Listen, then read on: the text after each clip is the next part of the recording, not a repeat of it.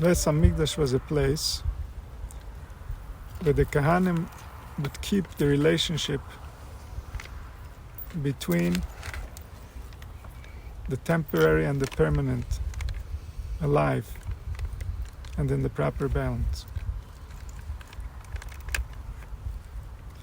The Kahanim, the priests, were those who concerned themselves with the permanent.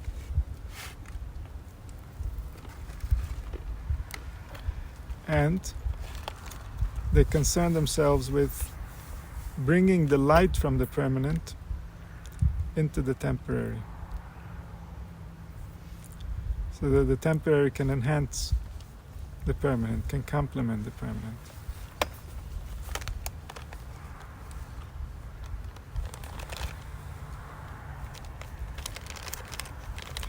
And so, one of the kalim, one of the tools, one of the vessels to demonstrate this relationship between the temporary and the permanent is the menorah.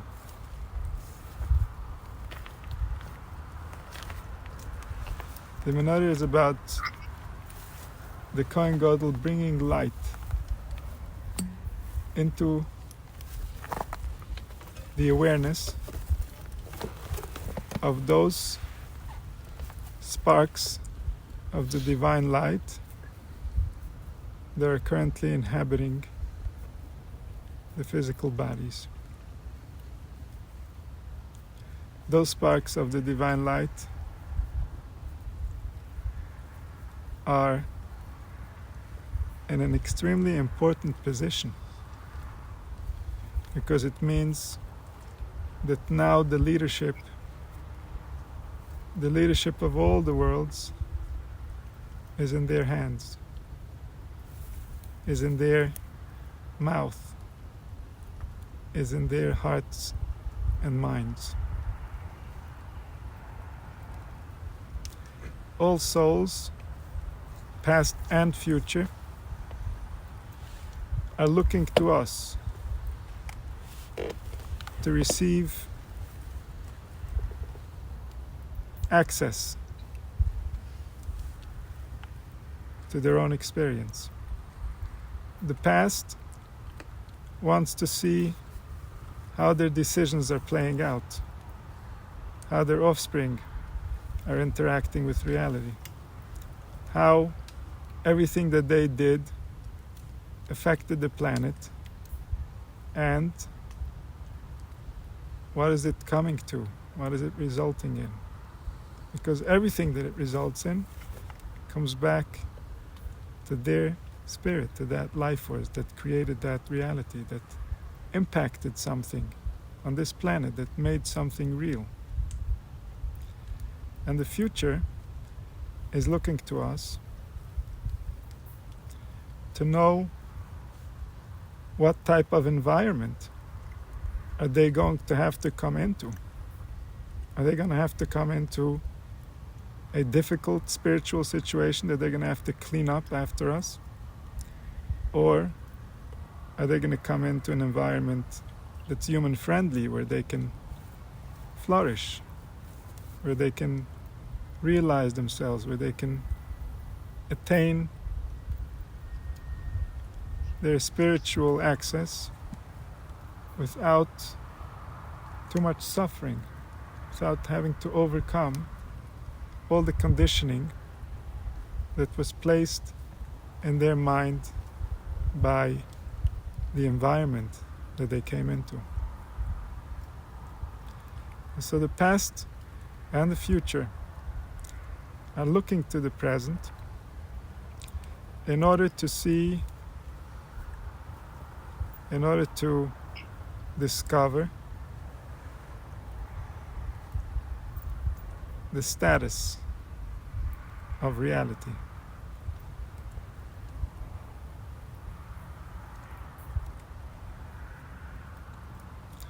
And so to bring light to these sparks that are so important to all the worlds, the Kohen Gadol would light the menorah with the appropriate intention. And when that intention, he would create a spiritual reality. And that spiritual reality was believed in by him, but not only by him, by all those who assisted him, and all those who understood what he's trying to accomplish, and in a lower degree, all of Klal Yisrael. Everybody believed in that avodah, in that service that the Kohen Gadol is doing with his intention, and that intention is real. It's real because everybody believes in this interpretation of reality. That's what makes it real. They believe because they act in accordance with it. And then it's real.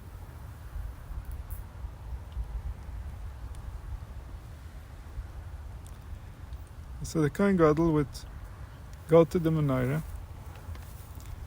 and in the menorah there are 7 vessels to receive light. Each vessel was giving light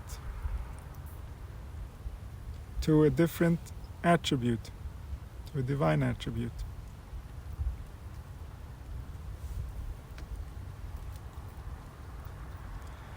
And so these vessels represent the light that the human soul brings into the manifested world. The human soul is the portal through which the higher dimensions affect the lower dimensions. The dimensions of concept, the dimensions of feeling interact with the physical dimensions, the dimensions of matter.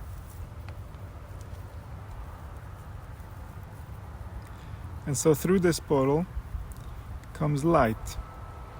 Light in the form of existence in the form of energy, will, desire, perception. All the goodies, all those precious gifts that we mostly take for granted. But this is the light of the world. This is the light of reality. Your ability to perceive the sounds that I'm making is an indication that you're drinking the nectar of the gods, existence itself. This is the most precious. This is the most real. Everything that happens within existence is for the most part temporary, and therefore not alive. The one who is experiencing them is alive.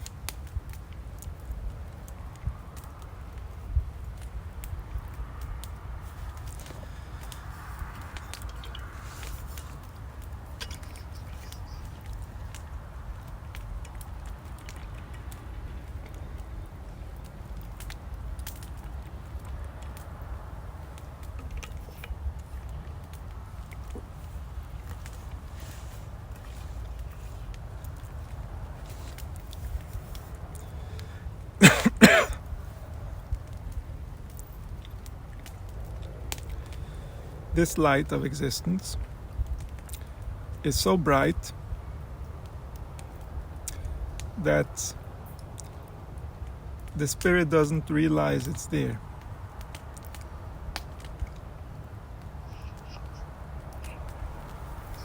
The first times most spirits are going to realize this light is when they leave the physical body.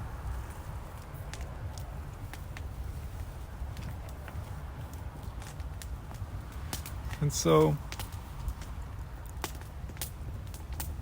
the Kohen, the priest, had the intention of bringing forth the light of life into the human perception, so that we can taste this light, so that we can realize its preciousness, we can realize its greatness, we can participate in the importance of what we are experiencing while we're still experiencing it. Because doing that brings forth blessing from the permanent, from the one that dwells within, that is experiencing all experiences.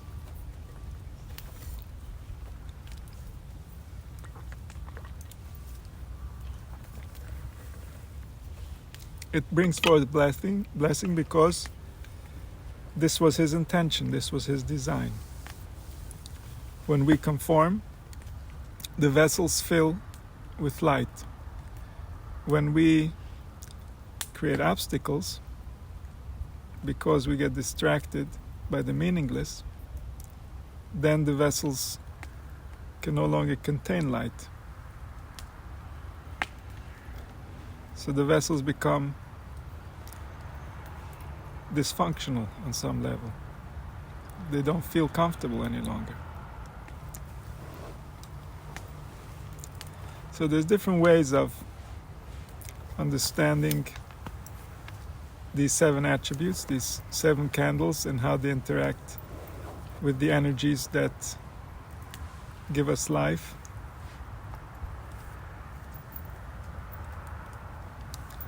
But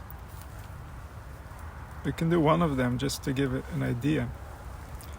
And so the first candle, which is Hesed, kindness. This is the attribute of the priests. The priests represent kindness. The Kohanim. It's the kindness of giving humanity access to life. There's no bigger kindness than that. And so this attribute is the beginning of all attributes, the first, and therefore involved in all attributes. All the other attributes are just a different representation, a different interaction with reality of this source attribute, kindness.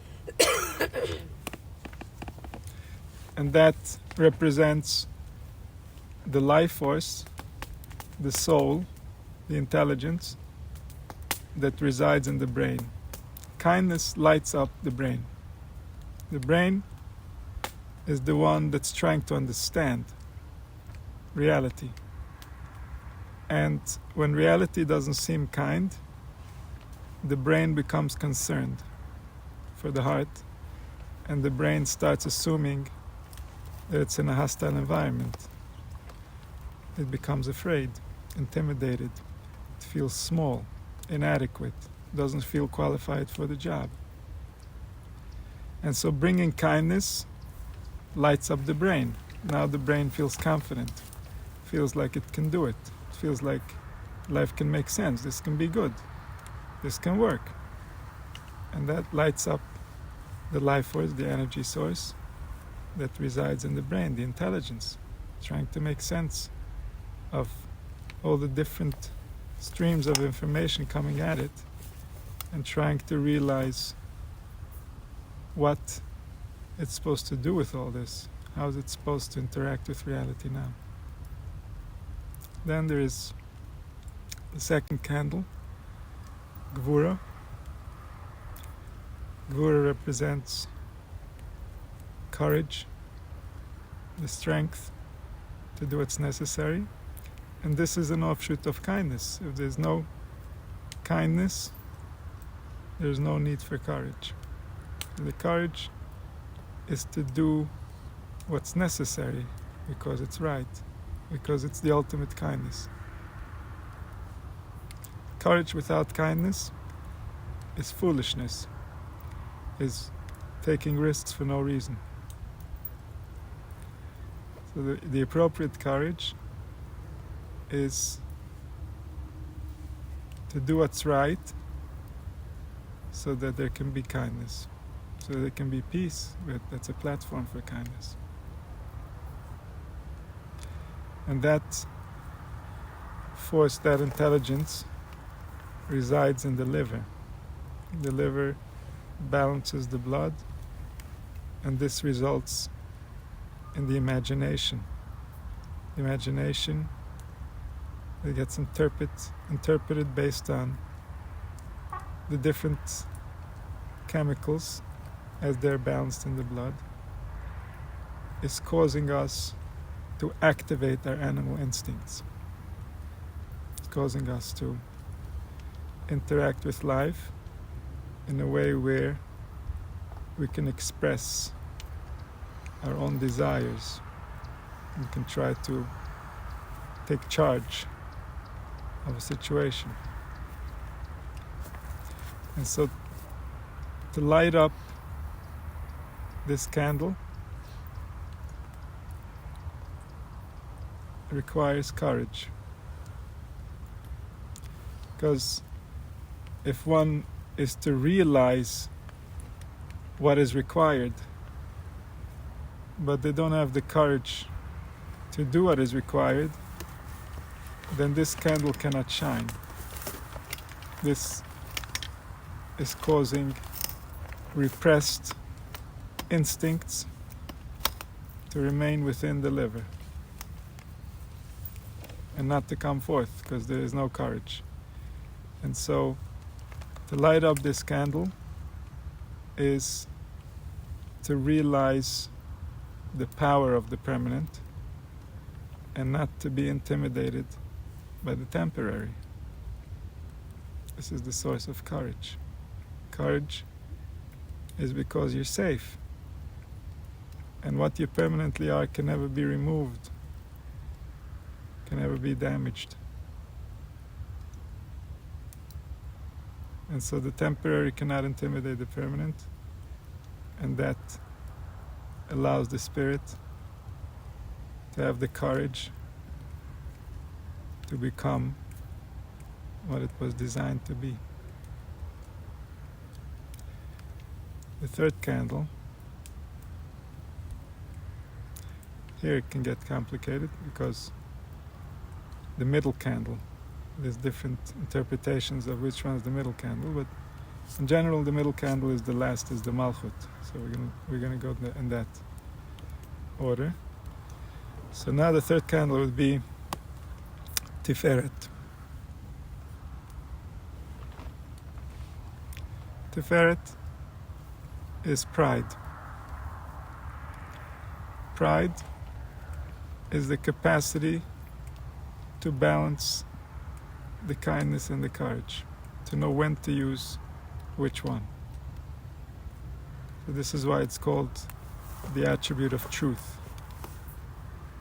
because this is what reality requires of us. Reality requires of us not only to have the attributes, but to have the intelligence of when to use which attribute. And when we know how to use each attribute appropriately, this is the source of pride. This is the pride of the Creator with the intelligence of His creation. As long as the creation doesn't know how to balance their attributes, the Creator cannot be proud of His creation because it's not functioning properly. And so when there's Tiferet, when there's the appropriate balance of compassion, compassion is the combination of kindness and courage, then there's pride, there's the natural pride. because in none of his experiences does he feel inadequate.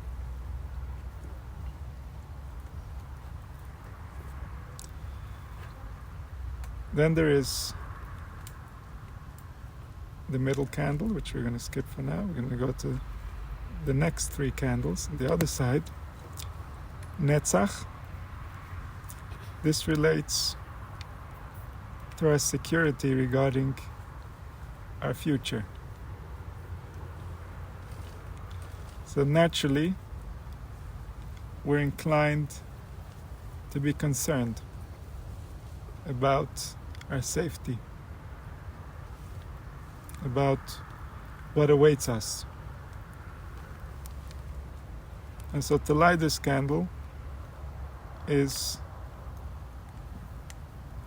to bring our awareness back to the permanent and realize that our future can never be threatened by anyone or by anything.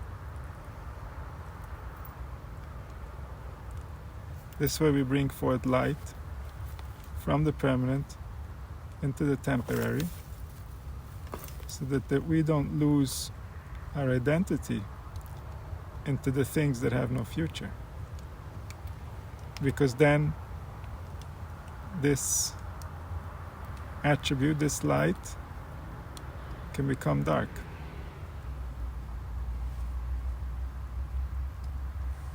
If we don't feel secure about our future, because we identify as things that don't have a future, then this attribute is not shining. And this attribute shines in the right kidney.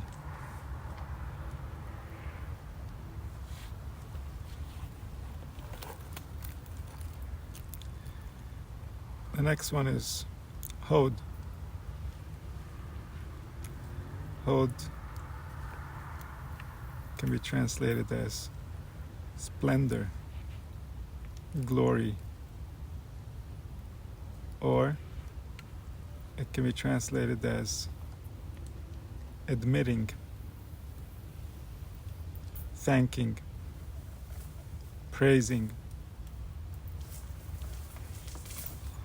And they all go to the root of this attribute. This attribute relates to how we reflect upon ourselves based on our history, based on our past. It's natural for us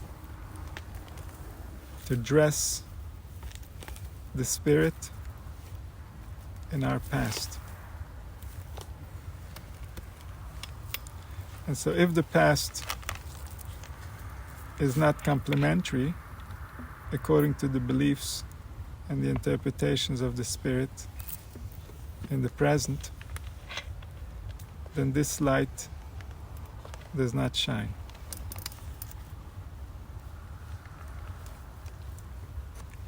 And so to bring forth light into this attribute, the high priest would go back to the permanent, to the intelligence that creates all, and bring forth the realization that all of the past was designed by the permanent for the permanent, in accordance with its own deepest desires. And therefore, every form of experience is complementary to the spirit. Every form of experience is part of our process of evolving, learning, developing, becoming. Everything that was needed to be exactly as it was. And so from the permanent we bring forth light into the temporary. All the different events, circumstances, behaviors, speech, thought, feeling, everything comes forth from the permanent by the design of the very forces, the permanent forces, that the one who willed it all into being specifically chose.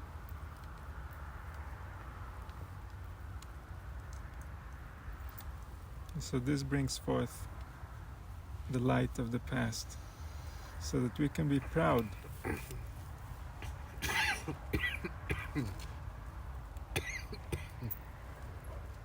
we can be proud with our past regardless of how it was, because everything that it was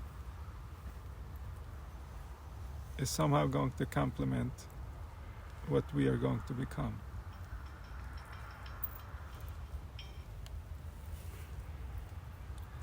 And this attribute resides in the left kidney.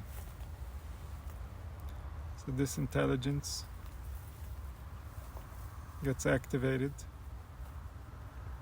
to supply the appropriate advice to the brain when our reflection on our past is complementary.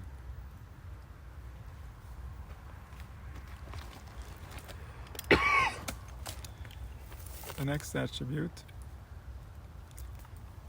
the third one on the left side, is Yesod. Yesod represents the foundation, the organs of communication and reproduction. This is where all these lights, all these candles that we lit until now are going to start manifesting into the objective reality. So these lights that we were discussing until now were all subjective. And now in Yesod, they're going to transition into the objective reality, into the external reality, into the reality we share with each other, within the collective.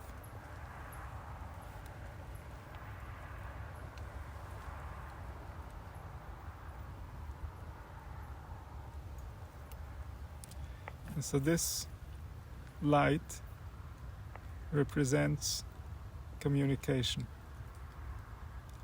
interaction, pleasure, grounding. Because the source of all pleasure is the realization of connection. When we are separate, when we feel alone, we lose access to pleasure. We feel separated from the whole. But when we are connected, attached, supported, then we gain access to pleasure, we gain access to ourselves. Because we all originate from the unity. The unity is our home. The unity is where we find comfort, and then we're available to existence.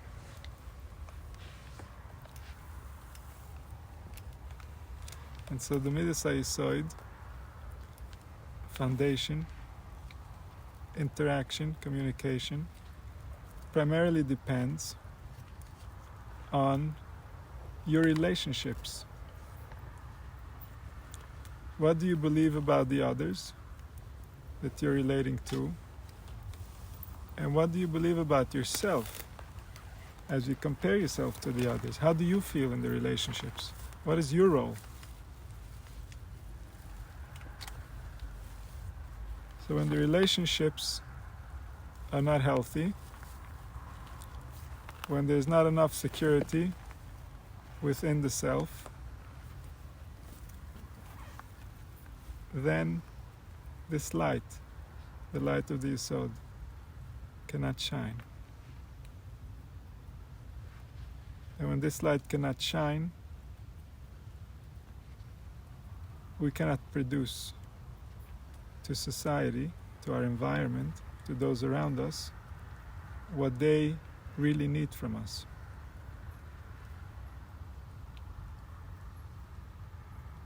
Because there's something unhealthy that awakens when we activate our capacity to interact.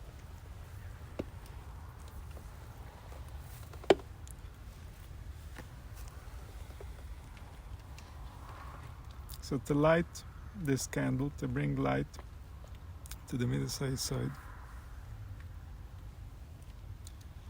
the Kohen Gadol would go into the permanent, into the source, into the unity, and bring forth a realization about the connectedness of all things. All subjects and objects are really coming from just one source. So they're essentially one interacting with himself. And so this realization will bring forth from the permanent into the temporary a healing to all relationships. And most importantly, to the relationship the self has with reality. And this would allow the spirit, as it lights the light of this attribute, to gain access to its own production, to its own imprint on reality, on this planet, as it experiences life within the body.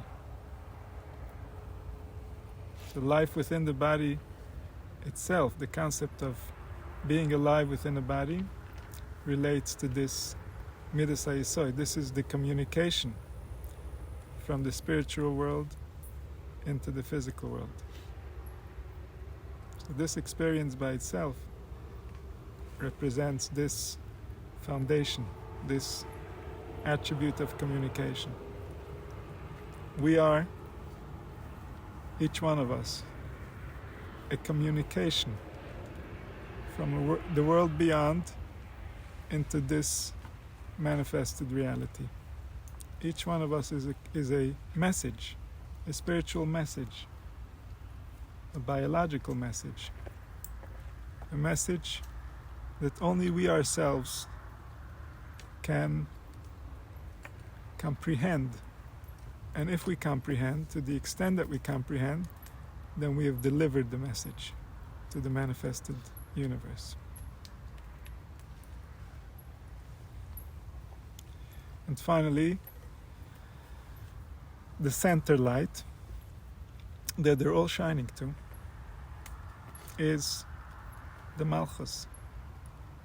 The Malchus that represents the spirit that experiences it all. All the other lights are shining towards this light. All the other lights are here to contribute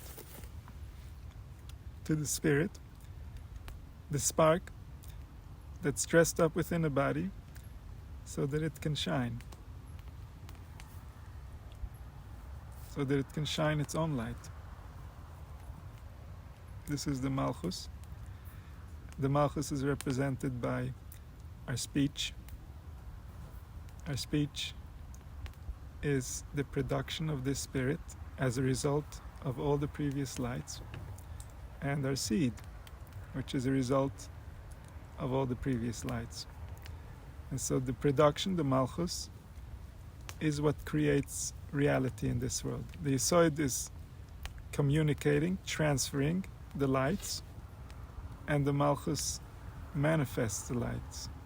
The Malchus brings the light into reality itself until it's an objective reality. We all agree that it's there. All the previous lights, the ignorant will claim doesn't exist, because these lights are too subtle for their perception. But the Malchus, the manifested light, all know it exists, because that resides in the objective reality. And so the objective reality is to where all the lights are shining. All the subjective lights are shining to the objective light. And why is that so? It's because in the source of the subjective, it's all light.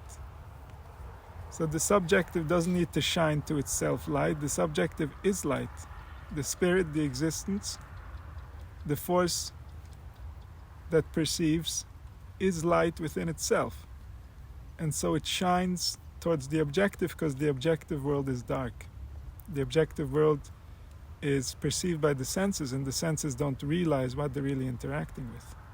The senses are blocking our vision.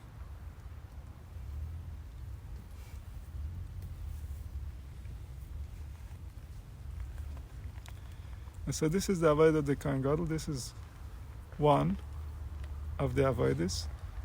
There were different tools, there were different kelim in the Beis Hamikdash, each one with its own ritual, with its own avodah, its own depth. And the purpose of it all is to make us realize the nature of life. Because this is who we are. We need this information. If we don't know this, then we're losing opportunity, we're losing access to the infinite light, while we can take as much as we want. All the past and all the future wants to be where we are, which is right by the well of existence. We can do with it whatever we please, if only we would know what we please.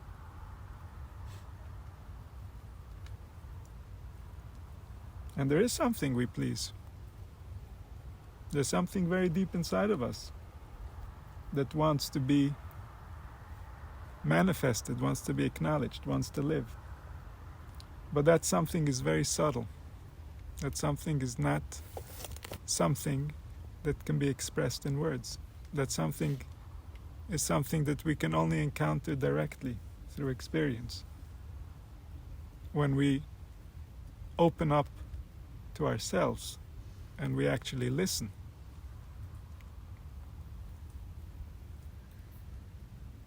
And that something is a shift in perspective. It's a spiritual change. Even after we have it, we can't really describe what we have. We can only describe the symptoms. Because it doesn't reside in the world of perception. It's a shift in the root from where the perception comes forth. It's a shift closer to the permanent nature of the spirit, where the spirit can forget all the temporary distractions and actually see how safe it really is.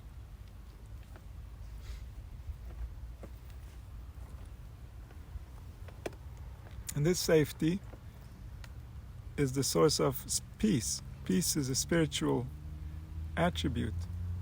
Peace is the result of all lights shining together towards the objective reality in order to bring forth the light of existence in the appropriate balance, in the way that it was intended to be, so that it's healthy for those who experience it and for those who can perceive it, for those who are in the environment of the one who is experiencing it.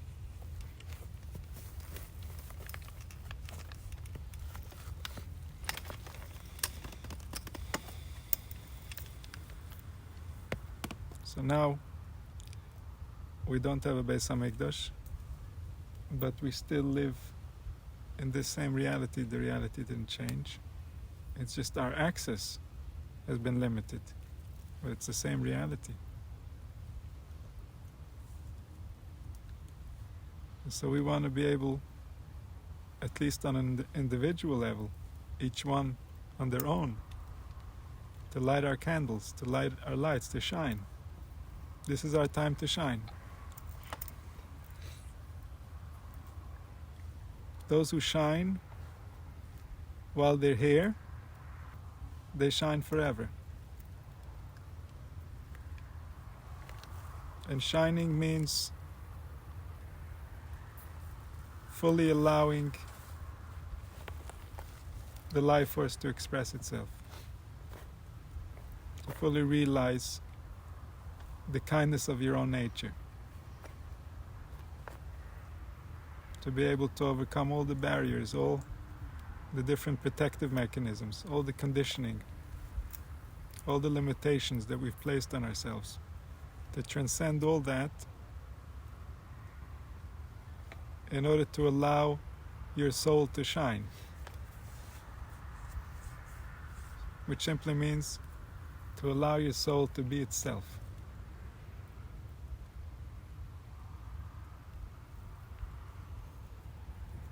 And if we'll do our part, and soon enough, the collective will come back to realizing the nature of the truth.